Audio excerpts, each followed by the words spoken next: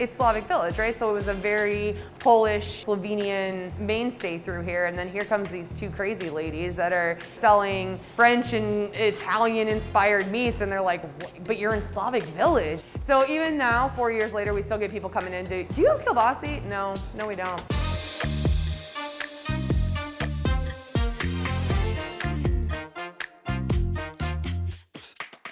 My name is Melissa Corey, and I am the owner-operator of Saucy Son, located in Cleveland.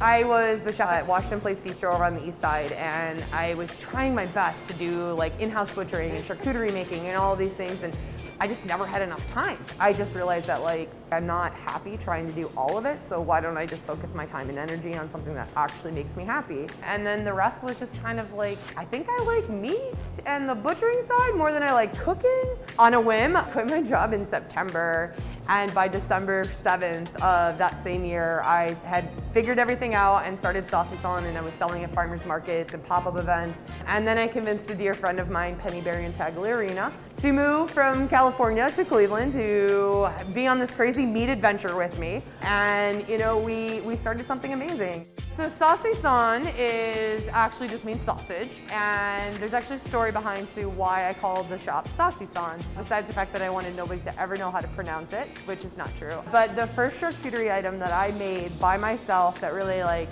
kind of pushed me over the edge to realizing this was something that I really loved was Saucy Son Sec, which just means dried sausage. And that was like kind of the catalyst that was like, holy crap, I really enjoy doing this. So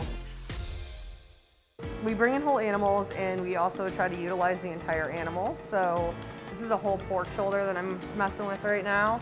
And what this will become, most likely, will be some sausage and stuff. Supporting local farms and local small businesses is like probably top priority for us here. And the biggest thing about it is that I know exactly what I am giving to the customer. I've been on these farms, I have relationships with these farmers, I know what they're doing to the animals, how they're raising them, how they're feeding them, how they treat them. And that is something that's extremely important to me, because I feel then I have the confidence to tell my customers, I know that this animal was well taken care of. I know this animal ate really well. And the end result is going to be, you're gonna enjoy that product a little bit more than you would just commodity beef or pork or chicken.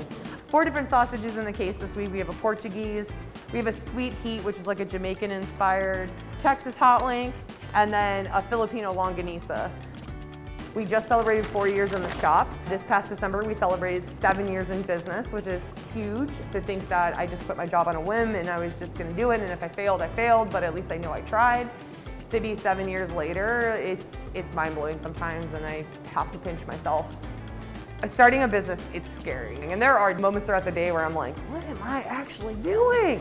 But at the end of the day, knowing that the money that we're spending supporting small farms, to then turn around and cut beautiful steaks and pork chops and make beautiful products to then feed to our customers. That human interaction is huge, and I think one of the biggest things that keeps me going.